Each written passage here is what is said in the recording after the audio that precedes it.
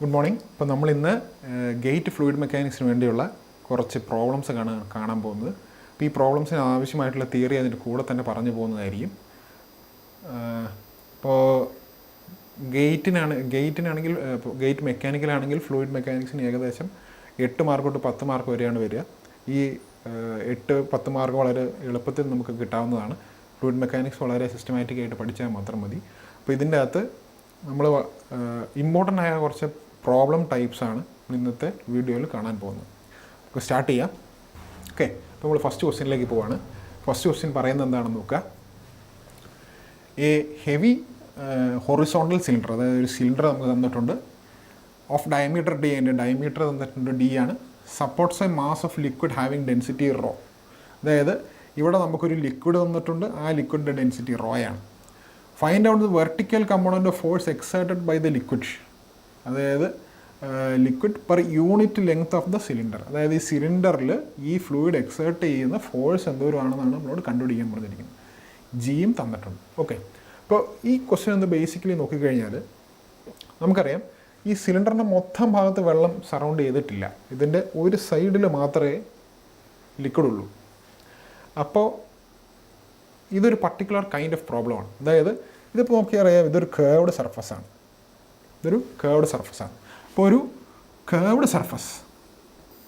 Curved surface submerged under ലിക്വിഡിൻ്റെ കാറ്റഗറിയിൽ പെടുന്ന ഒരു ക്വസ്റ്റ്യൻ ആണിത്. ഓക്കെ, അപ്പോൾ ഈ കേർവ്ഡ് സർഫസിൽ ആക്ട് ചെയ്യുന്ന ഫോഴ്സ് എന്തോരമാണെന്നാണ് നമ്മൾ കണ്ടുപിടിക്കേണ്ടത്.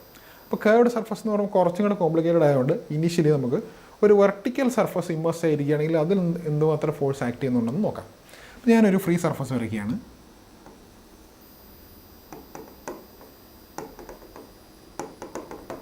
അപ്പോൾ ഇതിൽ ഞാനൊരു വെർട്ടിക്കൽ സർഫസ്, ഞാനൊരു റെക്റ്റാങ്കിളാണ് ഇവിടെ എടുക്കുന്നത്. ലിക്വിഡിൻ്റെ അടിയിൽ സബ്മർജ് ചെയ്തിരിക്കുകയെന്ന് വിചാരിക്കുക. ഓക്കെ, അപ്പോൾ അങ്ങനെയാണെങ്കിൽ ഈ സർഫസിൻ്റെ സെൻറ്റർ ഓഫ് ഗ്രാവിറ്റി, ഈ സെൻറ്റർ ഓഫ് എന്നും വിളിക്കാം, അതിനെ ജി എന്ന് വിളിക്കുന്നു. ഈ പോയിൻ്റ് ഫ്രീ സർഫസിൽ നിന്ന് ഈ പോയിൻ്റ് വരെയുള്ള ഡിസ്റ്റൻസിനെ, ഈ ഡിസ്റ്റൻസിനെ നമ്മൾ വിളിക്കുന്നത് എച്ച് ബാർ എന്നാണ്. H bar. അപ്പോൾ ഈ സെൻറ്റർ ഓഫ് ഗ്രാവിറ്റിയിലാണ് ഒരു ബോഡിയുടെ ഫുൾ മാസ് കോൺസെൻട്രേറ്റ് ചെയ്ത് നമ്മൾ അസ്യൂം ചെയ്യുന്ന പോയിൻ്റ്. ഇനി ഇതേപോലെ തന്നെ ഈ ഫ്ലൂയിഡിൻ്റെ ഫുൾ പ്രഷർ ഈ ബോഡിയിൽ ആക്ട് ചെയ്യുകയാണെങ്കിൽ അത് ഒരു പോയിൻറ്റിലൂടെയാണ് ആക്ട് ചെയ്യുന്നതെന്നൊരു അസംഷൻ ഉണ്ട് നമുക്ക്. ആ ആക്ട് ചെയ്യുന്ന പോയിൻറ്റിനെയാണ് നമ്മൾ എന്തെന്ന് വിളിക്കുക, സെൻറ്റർ ഓഫ് പ്രഷർ എന്ന് വിളിക്കും. ഈ സെൻറ്റർ ഓഫ് പ്രഷർ എപ്പോഴും സെൻറ്റർ ഓഫ് ഗ്രാവിറ്റിയുടെ താഴെ വരുള്ളൂ. ഓക്കെ, എപ്പോഴും സെൻറ്റർ ഓഫ് ഗ്രാവിറ്റിയുടെ താഴെയാണ് വരിക. അപ്പോൾ ഇതിനെ ഞാൻ സെൻറ്റർ ഓഫ് പ്രഷർ, അതിനെ പി കൊണ്ട് ഡിനോട്ട് ചെയ്യുന്നു. ഈ പി എന്ന് പറയുന്ന പോയിൻ്റ് ഫ്രീ സർഫസിലേക്കുള്ള ഡിസ്റ്റൻസിനെ, ഇതിനെ നമ്മൾ എച്ച് സ്റ്റാർ എന്ന് ഡിനോട്ട് ചെയ്യും. H star. ഇപ്പോൾ G centre of gravity free surface വരെയുള്ള ഡിസ്റ്റൻസ് എച്ച് ബാറും centre of pressure free surface വരെയുള്ള distance H സ്റ്റാറുമാണ്.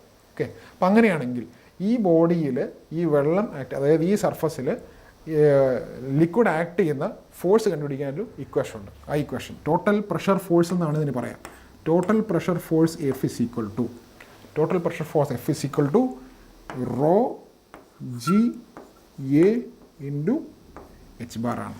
Raw into G നിങ്ങൾക്ക് അറിയാമായിരിക്കും. റോ എന്ന് പറഞ്ഞു കഴിഞ്ഞാൽ ഡെൻസിറ്റി ഓഫ് ദ ഫ്ലൂയിഡാണ്, നമുക്ക് ഇവിടെ തന്നിട്ടുള്ളത് റോ ആണെന്ന്. ജി എന്ന് പറഞ്ഞാൽ ആക്സിലറേഷൻ ഡ്യൂ ടു ഗ്രാവിറ്റിയാണ്, അതും നമുക്ക് ജി എന്ന് ക്വസ്റ്റ്യൻ്റെ അത് തന്നിട്ടുണ്ട്. എ എന്ന് പറഞ്ഞാൽ നമ്മുടെ സർഫസ്, നമ്മൾ എടുത്തിരിക്കുന്ന സർഫസ് എന്താണോ ആ സർഫസിൻ്റെ ഏരിയ ആണ്. അപ്പോൾ ഈ സാധനം ഒരു റെക്റ്റാങ്കിൾ ആയതുകൊണ്ട് അതിൻ്റെ വിഡ്ത്ത് ഇൻറ്റു ഡെപ്ത് എടുത്തു കഴിഞ്ഞാൽ നമുക്ക് എന്ത് കിട്ടും, ഏരിയ കിട്ടും.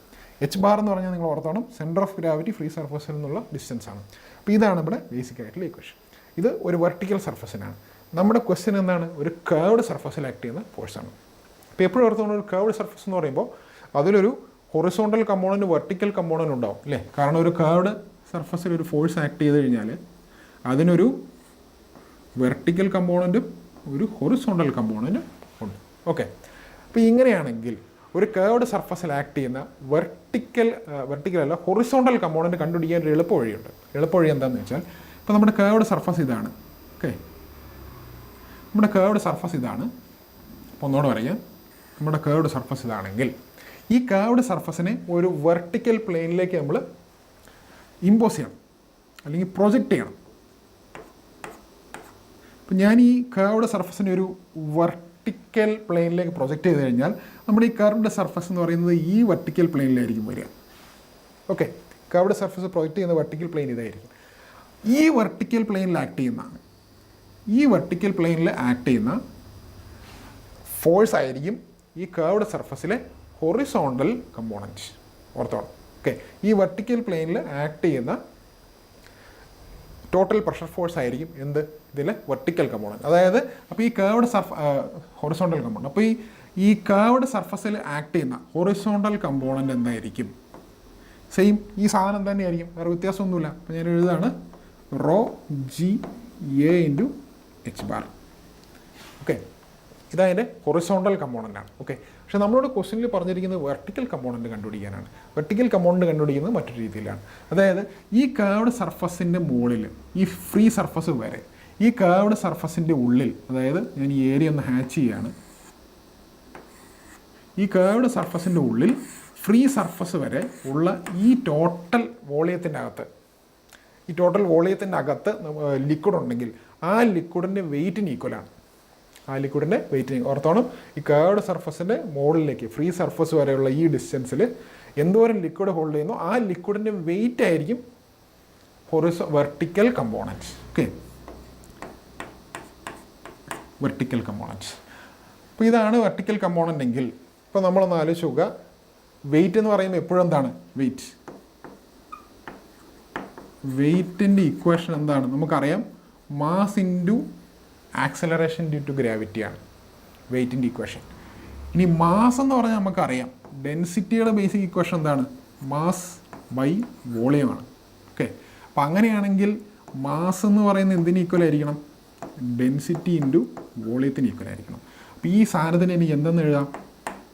Raw into v into g എന്ന് എഴുതാം അല്ലേ? അപ്പം അങ്ങനെയാണെങ്കിൽ നമ്മുടെ വെർട്ടിക്കൽ കമ്പോണൻ്റ് എന്ന് പറയുന്നത് ഇതിൻ്റെ അകത്തുള്ള വെള്ളത്തിൻ്റെ വെയിറ്റ് ആണ്. അപ്പോൾ that will be equal to rho into v into g. Okay, അപ്പോൾ നമ്മുടെ ഈ ബേസിക് ക്വസ്റ്റ്യനിലേക്ക് തിരിച്ചു വന്നു കഴിഞ്ഞാൽ, ഇപ്പോൾ നമ്മുടെ ഈ കർവ്ഡ് സർഫസ് എന്താണെന്ന് ഓർത്താണ്. നമ്മുടെ കർവ്ഡ് സർഫസ് ഇതാണ്. കാരണം ഈ കർവ്ഡ് സർഫസിൽ മാത്രമാണ് ലിക്വിഡ് ആക്ട് ചെയ്യുന്നുള്ളൂ. അപ്പോൾ നമുക്കറിയാം ഇതിൻ്റെ വെർട്ടിക്കൽ കമ്പോണൻ്റ് എന്തായിരിക്കും? നമ്മുടെ ക്വസ്റ്റ്യൻ്റെ അകത്ത് വെർട്ടിക്കൽ കമ്പോണൻ്റ് എന്താണ്? ഇനി നമ്മുടെ ക്വസ്റ്റ്യനിലേക്ക് വരികയാണ്, ക്വസ്റ്റ്യൻ്റെ ആൻസറിലേക്ക് വരികയാണ്. ആൻസറിലേക്ക് വന്നു കഴിഞ്ഞാൽ നമുക്കറിയാം എന്താണ് ഇത് is equal to rho into v into g. Okay, അപ്പം നമ്മൾ ആലോചിച്ച് നോക്കുക. ഇനി ഇതിൻ്റെ അകത്ത് ഇവർ കൃത്യമായിട്ട് പറഞ്ഞിട്ടുണ്ട്, find out the vertical component of force exerted by liquid per unit length of the cylinder. അതായത് ഈ സിലിണ്ടർ നമ്മൾ ഇതിൻ്റെ ഉള്ളിലേക്ക് 1 മീറ്റർ ലെങ്ത്തേ ഉള്ളൂ, അല്ലെങ്കിൽ 1 മീറ്റർ ലെങ്ത്തിലേക്കുള്ള നമ്മൾ കണ്ടുപിടിച്ചാൽ മതി.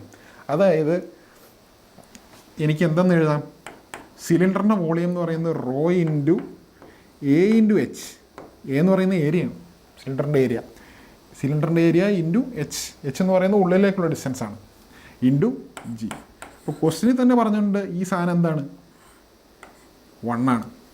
അപ്പോൾ ആ സാധനത്തിൻ്റെ ആവശ്യമില്ല. അപ്പം നമുക്ക് ഇവിടെ ആവശ്യമുള്ള വോളിയം എന്ന് പറയുന്നത് ഏരിയയാണ്. ഏത് ഭാഗത്തിൻ്റെ ഏരിയയാണ്? ഈ കർവ്ഡ് സർഫസിൻ്റെ ഏരിയയാണ്.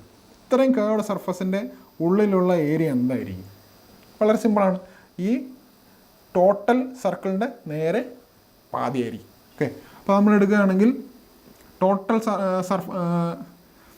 ആ സർഫസിൻ്റെ ഏരിയ നമുക്കറിയാം എത്രയായിരിക്കും? Area is equal to π/4 into D square ആണ്. π/4 ഇൻറ്റു ഡി സ്ക്വയർ ആണ്. അപ്പോൾ ഇതിൻ്റെ പകുതി എടുക്കണം. ഇതിൻ്റെ പകുതി എന്ന് പറയുമ്പോൾ എന്തായിരിക്കും?